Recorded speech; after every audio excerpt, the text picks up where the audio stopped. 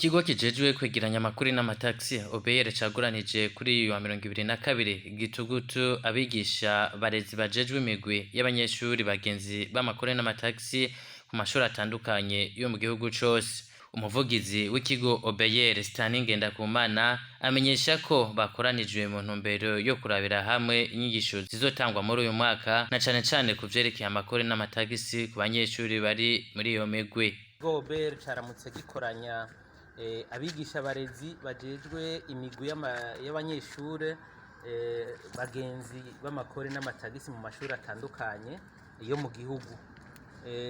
Intumbero ni twifuje yuko ikigo OBR cokoranya abo bigisha barezi kugira ngo turabire hamwe novuga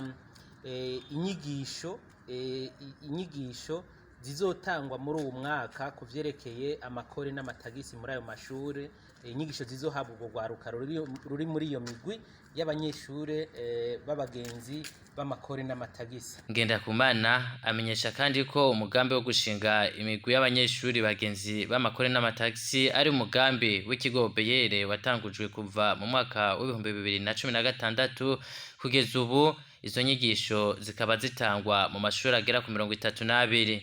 Umugambi wo gushinga amashure wo gushinga imigwi y'abanyeshure bagenzi b'amakore n'amatagisi ari umugambi watanguwe n'ikigo OBR kuva mu mwaka w'2016. Unye urumva imyaka 5 iraheze tugeze ku mashuri no kwita amashure pilote, amashure y'ifatiro 32.